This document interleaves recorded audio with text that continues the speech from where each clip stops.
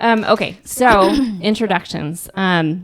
This is my bestest friend in the whole world, Miss Tracy. Hello. And she and I met when I was, 20? 21 maybe? Early 20s. Maybe 19. I don't know. No, Danielle was 4. Okay. Danielle and Allie were 4, I think. Okay. Sorry. I love your brain. It's awesome. No, it's good. And we worked at First Tech together and started walking and had a lot of similarities in life and could really supported each other in that time. And that's how we got to know each other. And then Tracy and Gale are connected. This is my awesome friend, Gale. Hi. And I cannot imagine doing these trips without you. Like, seriously. I love having you to be a part of all of this and stuff. So, but Tracy, why don't you guys talk about how you know each other? Okay. Yeah, Gale is my sister-in-law. She has been in my life for, 35 years. And I didn't have any sisters, so she has been my sister. And just a really wonderful influence on me, very different than the women that I grew up with. She, when I met her, I knew right away that she knew how to handle herself and knew how to go to battle. She was a woman, and I was still kind of a girl. And so I learned a lot from her. She's always been someone I really looked up to, so I'm so happy that now that we're a little more mature, we're getting to spend time together in life. Wow. Yeah. And then I met Gale. I think I met you once or twice before our first trip. I don't know. I think so. I'm sure you yeah. did. Yeah. But then I met Gale on our first trip, really. That's when we got to know each other. Yeah. And man, you're so inspiring to me. And I've shared this with you, but just ready to take on the world. And I've always been a little bit timid and shy when it comes to those types of things and was trying to break out of that, really, I think, when we met. And yeah, you were so encouraging in that way. But that leads us to these trips. You know what I mean? How we got started on doing these trips. And I think they started as little baby ideas when we were when we had little babies at home. We were stuck at home not stuck, you know what I mean, but at home raising our kids, and I was super poor. I couldn't even my friend Tracy fed me. We were super poor too, but when we found $12, we had a hell of a time.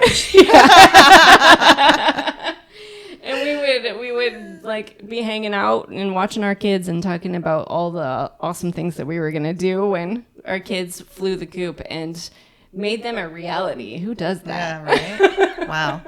Who stays friends long enough to honor those things? God does that. Yeah, no kidding.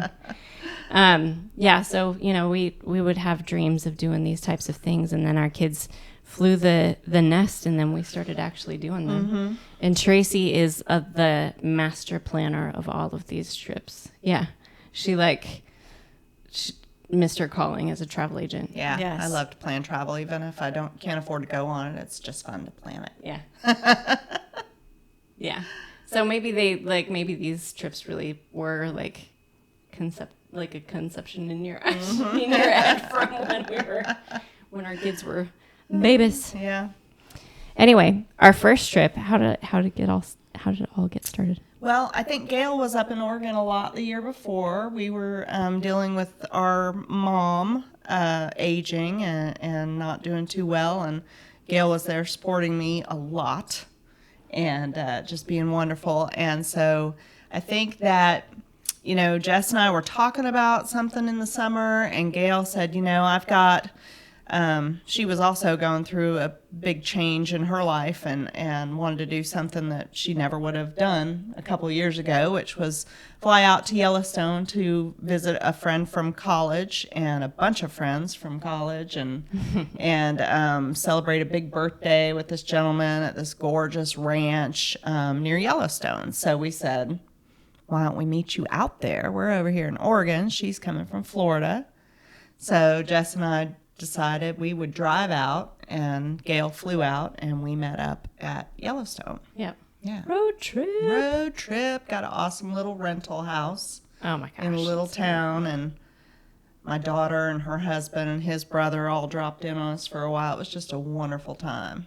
Gale and I always talk about Jess sitting out in front of the river playing guitar early in the morning and singing praises songs to God, and just like how do you get better than right now? This is awesome. It was amazing. Yeah. I love being by water, and it seems like we always find it. We do. Yeah. My destinations always have blue on the map. That's good stuff. So we were all, like, when we did that trip, it's crazy how God does this, but we were all in such different places. I know for me, why we keep doing this. Mm-hmm. Like every single time we're on a trip, and I know that this probably will change over time, that God will use our time together differently as we move and mature, but every single time I am on one of these trips with you guys, God speaks. He confirms something in me. He's always challenging me to go the next step, whatever that might be. Mm-hmm. And you guys are such a pivotal part of encouraging me in that direction and confirming something, you know what I mean? Because God uses you every single time we get together and we have conversation, and, you know, you guys are so incredibly encouraging. Just like, stop it. You know, you guys are awesome. But I don't know what keeps you guys coming. Well, I mean, same thing. I don't mean just to echo what you said, but it's true. Like, once we find out the people that we can put in our life that God is actually going to use, so that we can clearly see, you know, where to make our choices and kind of how it's like having a full-time guidance counselor when you're on these trips, because I know that the things that come out of your mouths are things you have, you know, I don't know how to say it, that you're letting God use you to be flesh on people with me. I'm not saying it right, but God with skin. Jesus with skin on. Just, I don't have to worry about influence with you guys. I know your influence comes from what you're taking from God, so I don't ever worry that the advice is not right, you know, or the conversations led me down the wrong way. Yeah. I would just back up a little bit to the Yellowstone trip. And I've always wanted to go to Yellowstone. But my family always wanted to go to the beach. So we always ended up at the beach. But so in the time period of my life where we did that Yellowstone trip, I was really stepping out of my comfort zone and doing something that I'd always wanted to do, but I had to plan to do it by myself. So I was really, really nervous, flying, you know, across the country, and because I'm from Florida. So flying from Florida to Jackson Hole, and I couldn't, you guys just said, well, we'll meet you there, you know, and who does that? Who does that? I mean, and they were driving, which from Oregon is a 12-hour drive, and not on some roads that are scary, without guardrails, high up on the mountain. True. That is true. Yeah. So that's the ultimate encouragement, you know, was that you want to do this thing, we'll do it with you. That's how it felt to me. So that's pretty special. I love it. Yeah. And like Tracy said, we've gotten close over the years and have a really special relationship with each other. And I think God is a big part of that. And Nana, who was our mom, encouraged us in that way and contributed to that, I think. And then, of course, Tracy and Jess. I mean, Jess, being Tracy's best friend, was automatically my friend too. Yeah. But then as we've gotten to know each other, I really appreciate kind of seeing God through your viewpoint as well, and hanging out with you and just watching the way you do things, and the way that you worship and the way that you carry yourself, I think, is encouraging to me. So I keep coming because it's fun and because I love it and I love you guys. And gosh, why wouldn't I? Right. That's awesome. Why wouldn't I? I love that. It is fun. You talk about the drive down to Wyoming. That was our first trip, and I remember getting to drive some of those roads. Like I don't know. What are your favorite parts? That's one of my favorite parts. I love road trips. I used to do them all the time when I was a kid, and driving some of those crazy roads. Tracy trusted me, and I was like going 95 miles an hour. Well, so fun. I mean, that doesn't sound as bad. The speed limit was 80 in most of where we True. were. I'm like always pushing it a little bit, but that was fun. Yeah. One of my favorite things was definitely being able to, when I'm chill, like when I'm in a chill environment, I like to like get up and go out and have quiet time. I'm so very introverted. That was one of my favorite things, was to be able to get up in the morning and just have some quiet time. One of my favorite things actually about traveling with you guys is that my introversion does not put you off. And I love so much that we get to travel together and like go and do our own things when we need to go do our own things, and then come together and have a really fun time together. I love that. But forever, my favorite memory from that first trip would be the bear pick. Oh yeah. Like these So ladies many good moments, but that was a great one. are so fun to hang out with. And we went out to dinner and decided that we were going to walk back. And we're just like having a great time together. And we met some awesome people and on our walk back, and we're just loud and obnoxious and acting like teenagers again. And it was so fun.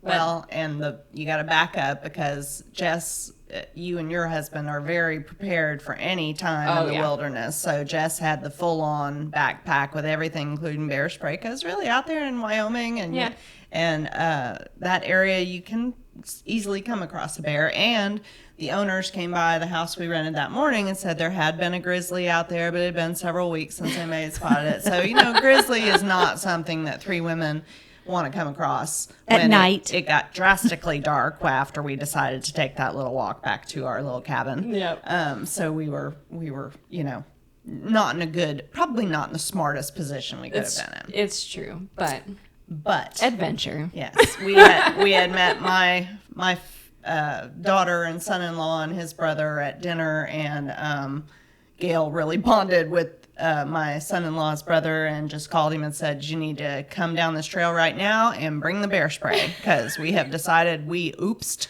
and we probably should not be out here without it. Poor Sindel. Tracy's daughter was the one who got that phone call, I think, and she's like, wait, what? Yeah. Like, are you guys Gale's really like, in Get trouble? Scott. Bring the bear spray. Get Scott. And then they all met us on the trail to make sure that we were safe. To laugh at us, basically. Yeah. No, to make sure that we were safe. Disguise Yeah, was that's making sure we were safe. Yeah. They could probably hear us laughing all the way down the trail anyway. I'm sure they could. I'm sure everybody could. Yeah. But so we snapped a picture that is awful in the dark of us laughing. Yep. It's a great blurry. picture. Yeah. Yep. Best picture ever. Best picture. We were having the best time. Belly It was laugh. so Big fun. belly laughs. Yeah. I don't know. What are some of your silly favorite moments? Because we've got some other favorite moments too, that are like powerful and impactful, but the fun ones are too. Yeah. Oh, gosh. I have a moment that I can still see in my head. We had been out shopping that day in Jackson Hole, and Jess had gotten a new outfit that she was going to wear to the birthday party that night. And I was pretty nervous because I was driving up to see college friends that I hadn't seen in 30 years, and I was going through this big change in my life. And so just that, I felt like you guys were there, just to support me. And they walked up, Tracy and Jess walked up with me to this party, walked in, and everybody just, it was amazing. I mean, you guys were talking to people, having great conversations with great people, and I was, talking to old friends, and everybody just kind of did their own thing, and then we came back together for dinner, but I guess that's just that feeling I had that whole night, that I had this support system there. That felt really good for me. Yeah. That's awesome, because I didn't actually know that you were nervous. You like, to me, I was watching you and you seemed like you had it all together and you were so confident, and that actually really inspired me. You have no idea, because I remember having a talk with you at the start of that. Before we went in, we were kind of off to ourselves, and we were like, this is not our strong suit. Like, just meeting people for whatever reason, that we have no association with. And then we were like, wait, and we're never going to see again. And so who cares? Let's go enjoy this awesome dinner. Yeah. Let's meet people, say hello, tell people where we're from. Yeah. Jess ended up being an amazing testimony to a young man. I had because of it. So you need to talk about that before we're done. I had such a great conversation with a couple of kids. I connected with one of them really strongly, because he was actually one of the boys of the birthday boy. My friend Alex, and he wouldn't care if we said his name. Yeah. His nephews. Oh, okay. They were his nephews. That's right. But they were older. They were like 18 maybe. They were, or something. graduating and starting to move into like the newer phase of life, like a new phase of life. And I connected with one of them who was an artist, and he was just talking about his dreams and, where it was that he was going. And I got to encourage him. And it was so encouraging to me, number one, because I don't do that. I don't just... Like, not then, especially. Yeah, I was going to say, you do now. Yeah. I didn't just talk to strangers, like people that I didn't know. I have always had just this incredible feeling of awkwardness when I engage with people, like, especially, like, in a shallow kind of way, you know what I mean? Like, small talk I hate small talk. I hate it. And that's what I feel like needs to happen, or what I felt like needed to happen in those environments. And we were like, forget that. Like, screw it, man. Let's go deep. This is the only time I'm going to see you. So if I'm going to tell you, it needs to be now. Yeah. And we did. And I got to like share all of the things in that moment that I was learning, like all of the things on how to rein in my crazy brain, my crazy art brain, and how to be effective. I was actually starting my own business at that point in time, or in my own business at that point. Yeah.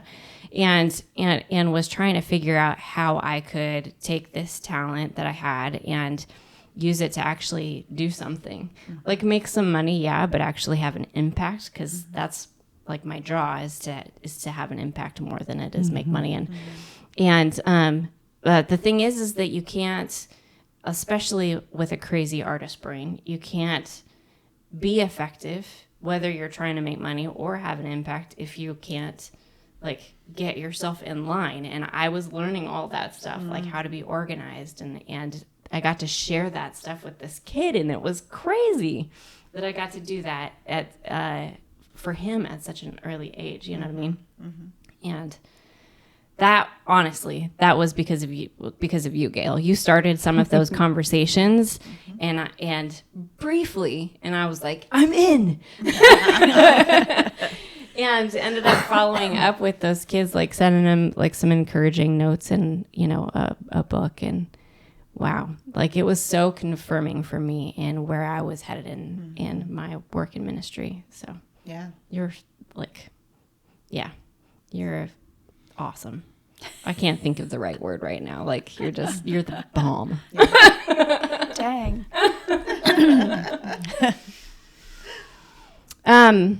So I don't know. What are Tracy, what's one of your favorite memories? Shoot, let's see.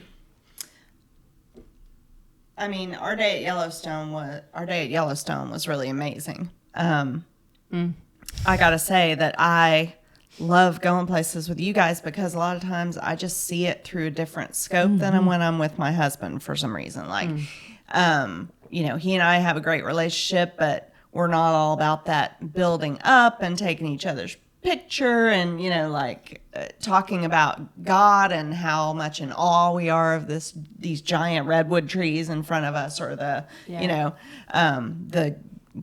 geysers or whatever we were doing at the time. So that's one of my favorite memories, was getting to go into Yellowstone. But one of the things that really cracked me up was the night before Yellowstone. We'd all had a pretty long day. I think we'd been there a night already. And we'd checked into this little rental house, and my daughter and her husband and family found us there the next day. And this was right when COVID was starting to ease up and people were going on vacation for like the first time in 2 years. And so we were getting all kinds of information about how we couldn't get into the park if we got there too late. And they were turning people away, and people can't park. And, so we're like, okay, well, we came all this way. We have one day. We're going to go early. 5 o'clock. Yeah. We decided all this about 11:30 at night, right? So we set our alarms for 4 a.m. and laid down. And within 5 minutes, this horrendous siren starts going off. Yeah. And we're in this little house. I'm talking about in nowhere, Wyoming. Like, seriously, it was a river and against a mountain wall. Yeah. And we're just like, we're looking on our phones for any information about what this could be. Like, the only time I've heard that is like when I've heard a recording of a tsunami siren. That's what it reminded me of. And I'm like, well, we're in Wyoming. It's not a tsunami. There's no tsunami. I don't think. I mean, Jeff's not here to tell me, but I don't think that happens. So anyway, we have finally found out that it was like, because reception's so bad, if there's a fire in the summer in this part of the world, they need a way to just make sure everybody knows. And there had been a fire. So everything was fine. But just like 15 minutes of 7 people wandering around this little house at midnight. Like, what is going on? Are we about to all die? Yeah. What is happening? We're being invaded. Yeah. Okay, now it's over. Go to bed. I'm sure we'll all go right to sleep after that, and we'll be up in 3 hours. Yeah, exactly. So that was an adventure. Yeah, but we did get up. We did. Tracy's our ringleader. She makes sure that we're. She's like, this is happening, or it's not happening, but it's happening. So we're getting up. Do you remember our conversation that morning? Yes, I was just thinking that. I was just about to ask if we can go down a rabbit trail. Yeah, go ahead. Yeah, this is a rabbit trail for sure.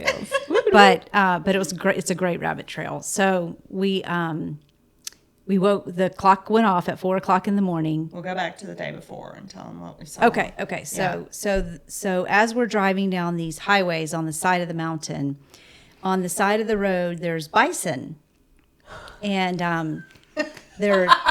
This is my favorite memory of you. This is great. So there are these tremendous creatures. They're humongous. If you've ever seen one in person, they're just huge. And there are, just miles and miles of split rail fences on either side of the highway, and the bison are behind the fences, and, all is well. Well, we came to this one place where the bison had gotten out of the fence and they were in the road, which, you see this if you're watching YouTubes or anything, you see, the bison crossing the street or whatever and people stopping. So they were crossing the street. It was like this group of bison and we stopped and we wanted to take pictures of them, and do a little video of them crossing the street. Gail wanted to hug them. I did. Yeah, I told them I loved them. I think they heard me. They were wild animals. I think they said it back. I think so. Yeah. I think so too. Yeah. So I was just fascinated by the whole thing because, like I said, there was a split rail fence, but the fence just happened to be broken, enough for them to get out of one side, cross the street, go in the other side where there was another broken fence. So I was fascinated that they could figure that out. They're bison. I mean, their heads are big. I just don't know how big their brains are. But anyway, so that's the backstory, is that piece. And they're telling me, get in the car. Bison might charge you. You don't want to be that person on YouTube. Yeah. Where the title is like, tourist gets too close. Yes. Tracy is about ready to like jump in between you and the bison. Yeah. I don't want to be gored or thrown. Anyway, okay. So now we're back to the little cabin on the side of the mountain with the running water and running water meaning the river. Yeah. But also running It also had running water inside the house. Yeah. So the clock goes off at 4 a.m. and I sat up in bed and we were in this room. Tracy and I were in this room with 2 twin beds. I sat up in bed and I looked over at Tracy and I said, do you think the bison have training?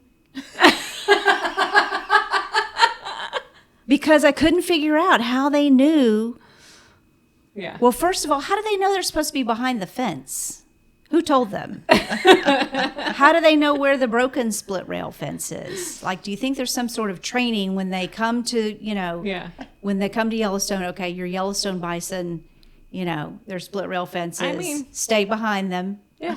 Yeah. So I thought they must have some sort of Gail's training. been a school teacher many years, in case that helps with her. The way my brain Do works. they have a class for this? What? Yeah. Like, go down 80 feet after you come out of the fence, and you'll find another. Yeah. Yeah. Yeah.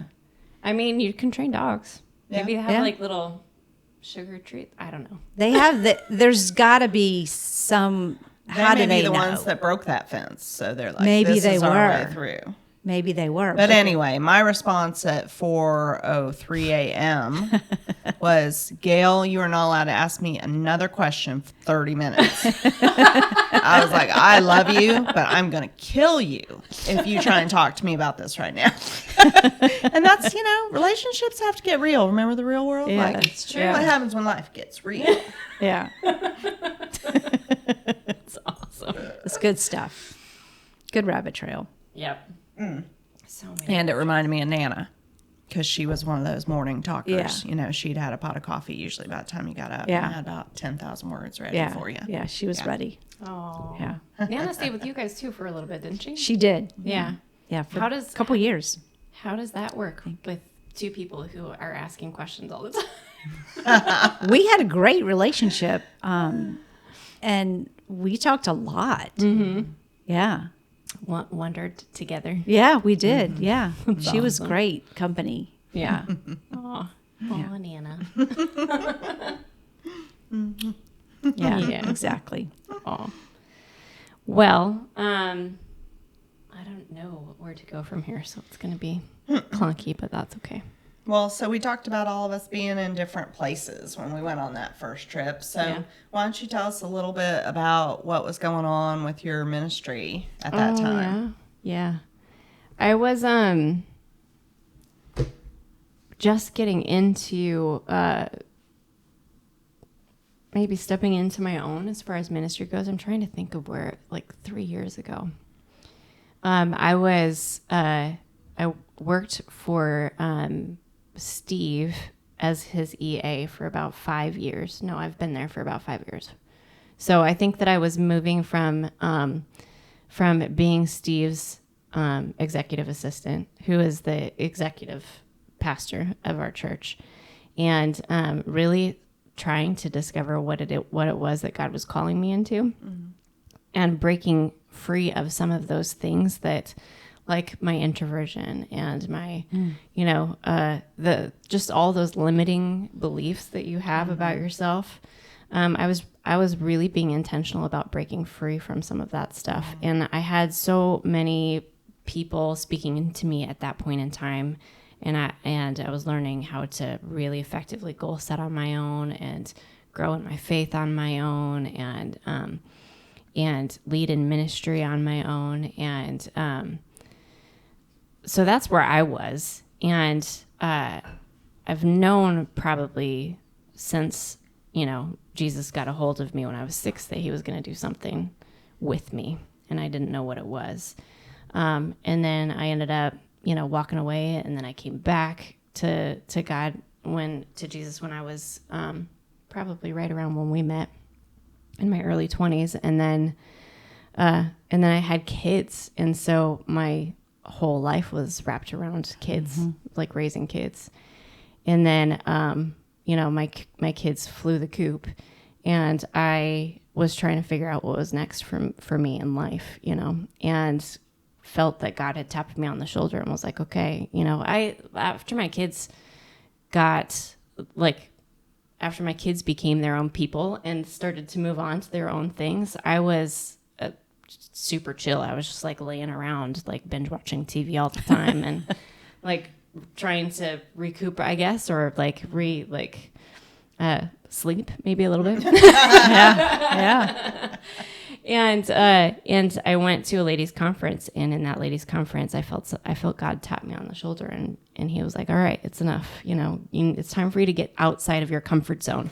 And I was in the process of working through all of that in that time, getting outside of my comfort zone, and, chucking all of these limiting beliefs and getting, brave, and I landed on my Bible, my life verse, as, what is it? 2 Timothy 1:7, I think. For God has not given us a spirit of fear and timidity, but of power, love, and of a sound mind. And so I was working through all of that stuff.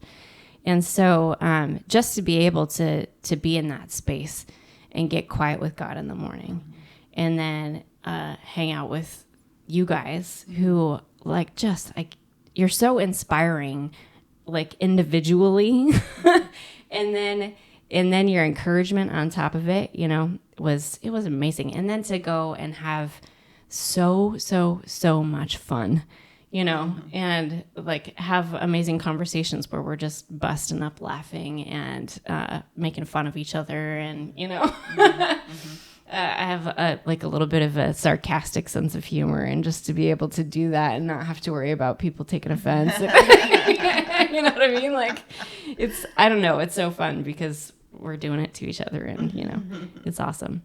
But that's where I was, and that's why that conversation that I got to have with that kid was so powerful for me. And just to go on these adventures, and do these things that are outside of the norm, like that hike, Gale blew us both away because we went on, this was on the way home, wasn't it? Yeah, I think it was at Twin Falls or somewhere in Idaho in that area. Yeah, we stopped for a short stop. Yeah. At we saw the falls, and then that park was next to it, and we saw they had a hike. And Yeah. we'd been in the car all day. Let's go check this out. Yeah. And the park was beautiful, and there were people hanging out by the water and all that. And then we decided to go explore and to do that hike. And all three of us got, I don't know, I can't really describe it in measurements and stuff, but we got halfway around this little lake or river or whatever it was. And it started climbing these treacherous stairs. I'm serious. I think about it now, and I'm like, oh my gosh. Yeah. I still wouldn't do it, even though and there would be one staircase and then some rocks you had to navigate to get to the next staircase that went straight up this cliffside. Yeah. That was not a fun hike to me. No. And there was some railing on some parts, and then there would be no railing, and you'd have to I don't know, it was like a crazy real version of Donkey Kong or something like that. It was insane. And so Tracy and I are following Gale, and she's like hoofing it up these stairs, and Tracy and I are like, no, we're not doing it anymore. We both have fear of heights, yeah. too. We couldn't walk up to the falls either, and Gale's like, what is wrong with you people? So we get like halfway up this ridiculous staircase, and Tracy and I are like, nope, we're done. And we tap out, and Gale's like, well, I'm going to keep going. I really wanted to do it.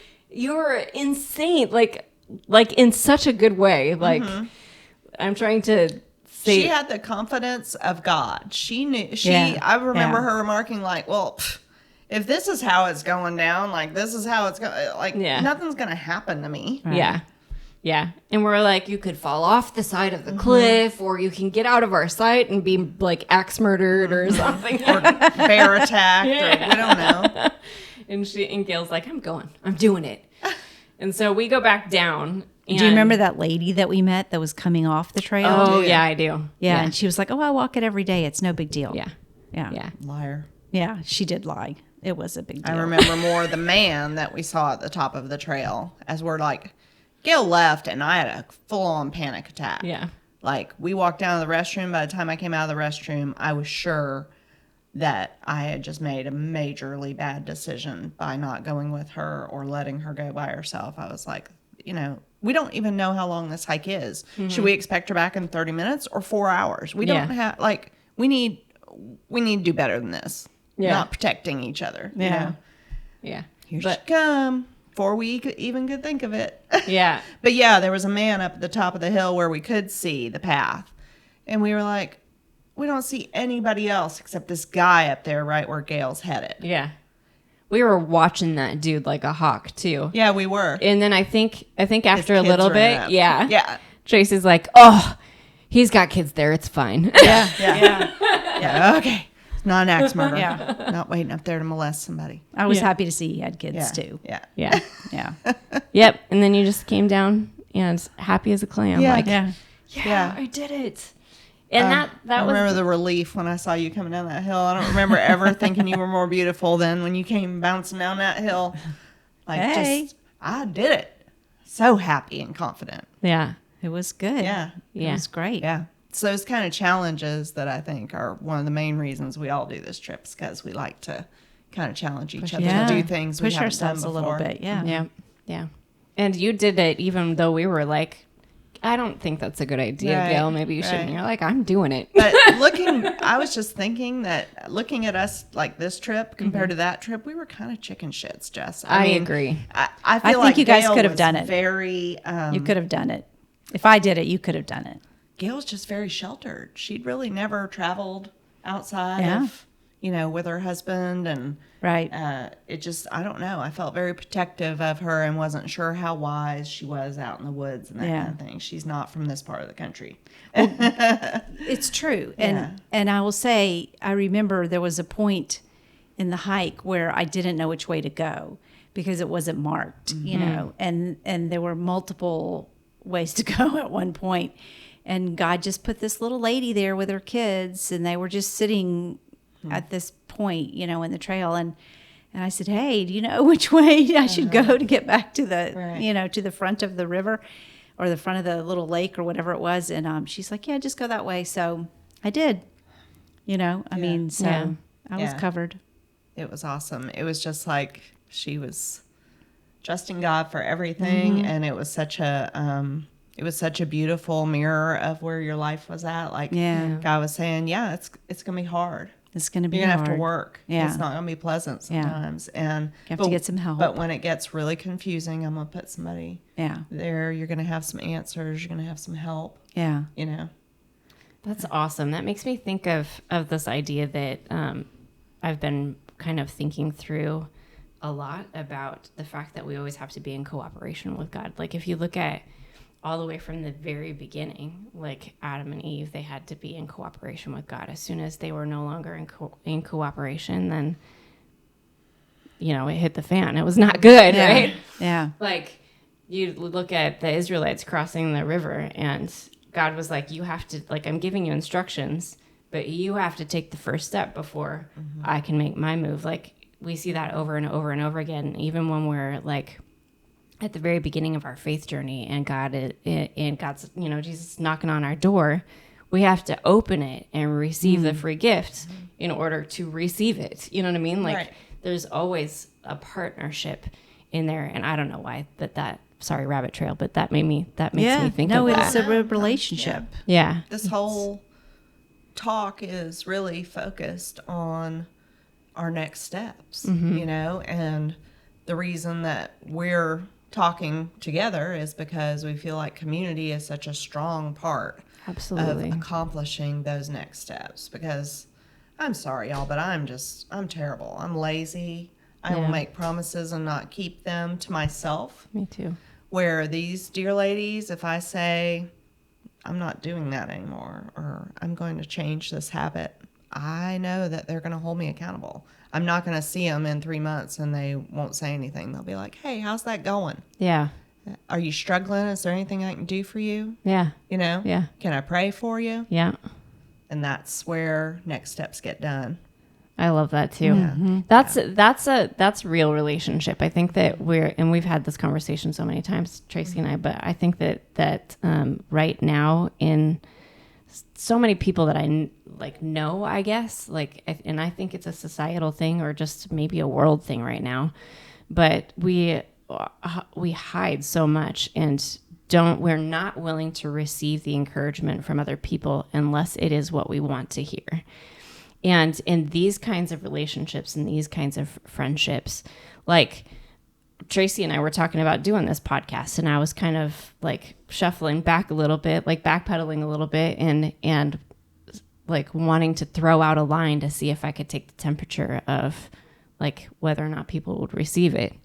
And I could just see the look on her face, like, why would you do that? Like that's not what this is about. You're like, come on, man. And I was like, okay, that's dumb. And just those kinds of conversations where we open up ourselves to hear like another person's perspective and to be able to receive like a truth from them because we trust them and because we know that God put them in our lives and because they're going to speak words to us that build us up in a different kind of way. Like they build us up to be strong, not like, prideful. Yeah, prideful. They build us up to have integrity, like to be, solid. And the only way that we get that is if we're willing to open up and hear others' perspective, even if it's not what we want to hear, know? Yeah. Right. But I mean, we live in this society now where people take truth out of things that they have no way of knowing if it's true or not. If we go on social media and even believe half of what we see or hear, then we're being misguided, Yeah. It's about intentionality. Yeah. It's about saying, I am going to surround myself with people that if I'm slipping and sliding, they're going to call me on it. That if I'm doing great, they're going to tell me. They're not going to forget to tell me. That if they don't hear from me, they're going to reach out and say, what's going on with you? Yeah. That's the difference between community and social media. Like you can't trust what people who don't know you and don't know God tell you. Yeah. And that's what we got to teach our kids and everybody we're with. Like, know who to listen to. Yeah. It's the most important piece of advice I think I could have given my kids growing up. And I didn't know it yet myself. Know who to listen to. Yeah. Yeah. So what was our second trip? Are we there yet? Florida. I think so, yeah. And we decided on that on our first trip, right? Yeah. Yeah. Yeah. So we always, every trip that we take, we make a note to start planning our next trip. We may not have it completely nailed down, but we have an idea of what we want to do. Yeah.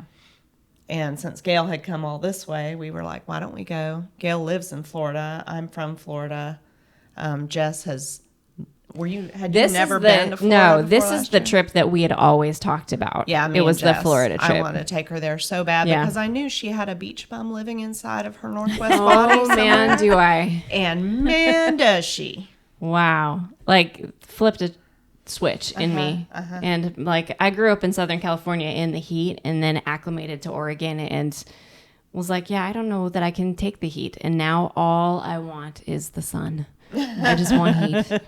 That trip did that for me. Well, laying on the beach heat, yeah, that's different than trying to get in your car and go to work heat and your makeup melts off your like face. it even. I even like that now. I mean, we live in More Oregon, than you used so to, yeah.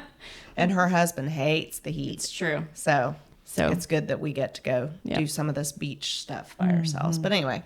Beach party. So, So we got a big house on St. George Island, which is our me and Jeff's favorite little place down there. Gail's frequented there a lot and wanted to show it to Jess. Yeah. Yeah. And my girls got to come with us. My first grandbaby in my oldest girl's belly. And her husband stayed behind to take care of business at home, and my other daughter, who was engaged, got to come, and her fiance stayed behind. So it was still a lot of a girls' trip, but my husband was there, and my other brother came out a bit. Well, and Jeff is kind of like our honorary. He is an honorary girl. Yeah. Yeah. He'll jump in on our girls' trip every once in a while. Yeah. We like it because He's he'll drive welcome. us around. He knows how to find stuff. And he navigates. And He also doesn't make us feel any kind of way about being exactly who we are. Yeah. Agreed. You know? He's like, you guys go do your girl stuff, and I'm just going to If we're having a living room dance party, he doesn't make fun of us. No. Usually he's like in the corner with his headphones on, like at home at least. Yeah. It's like, I'll be down the hall if anybody needs me. He's always been that way too. Yes. That trip was amazing. I got to, while preparing for the trip, I told everybody that I knew that I was going to get to go see that beautiful water that I've only ever seen on like computer screens, like the screensavers. Yeah. Or posters or whatever. And I got to. It was awesome.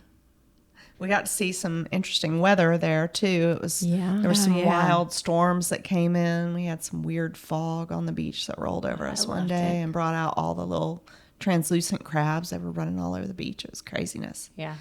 But that wasn't really that clear water. But we planned that trip because we were also renting a boat out of Apalachicola. We were going to have a little memorial for my mom who had passed the spring before that. And my dad, who had passed many years ago, and we were going to put them out to sea because they lived in Florida a long time. And I remember a lot of the happiest times we had were when we were fishing and on the boat and things like that. So that was the plan. Didn't really happen.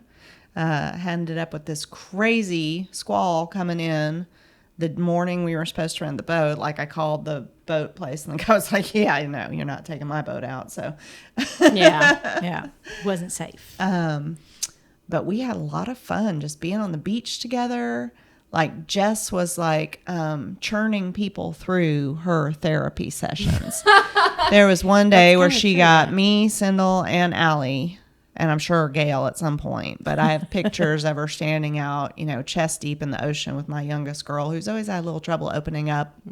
And she's doing much better because of that trip. Like, that started something in her. Now she knows she's just a girl like the rest of us. We all have problems. Yeah.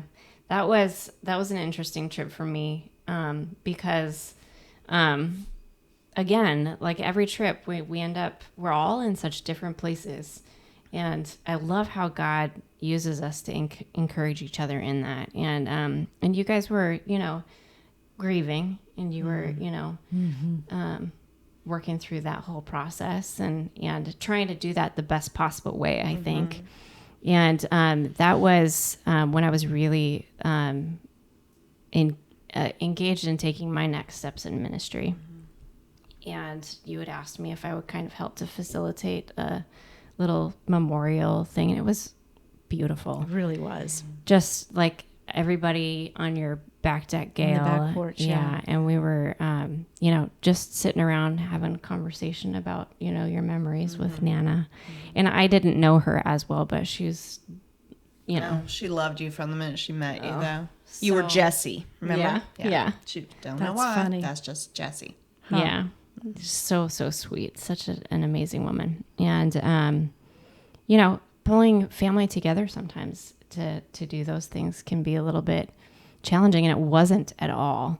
And I just feel like God was in the center of all of that. And again, it was another confirmation that I was headed in the direction that I needed to go as far as ministry goes. So, again, it was another one of those confirmation things for me. Like, I got to be there for you. I got to be there for Allie. Like, it was just, I don't know. God's awesome. Yeah. Yes, he really is. He's given me a lot of guidance, especially in my career field on these trips. The first trip I had been with a big corporation for a little more than a dozen years, and just felt like there had to be more to life than dreading going to work every day. And it kind of promoted to failure, as I often do, because even when I don't want that next spot, I have to do it, because that's some weird work ethic in me. Like, if I don't climb the ladder, I'm failing. Yeah. And so right after that first trip, I walked away. A month later, I just said, here's my my keys. Yeah. And followed a man that I met that was kind of trying to find his own path to a company and doing the work that I really love doing. And that company ended up really not being a good place for either of us. And on that trip, the minute we ended that memorial service, we sat around maybe a half hour, and then I got the call from him that he was down in the Southeast talking with a company that was Christian-based, that raised money to open schools for the underserved, and he wanted us to make a move there.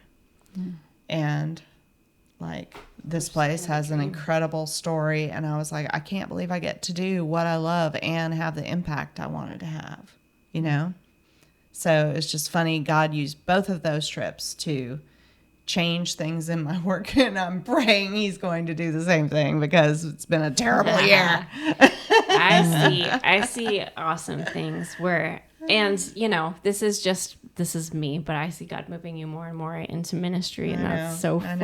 I know, me too. I still noticed that as well. Yeah. Well, work has been very slow, so I've taken on part-time work at my church, much like Jess did originally, and doing really similar things. Similar things. She's been such a great resource, because I'm just working with small groups, which she did. She's done everything, so there's not much I can ask her that she can't help me with. So it's good. It's good stuff.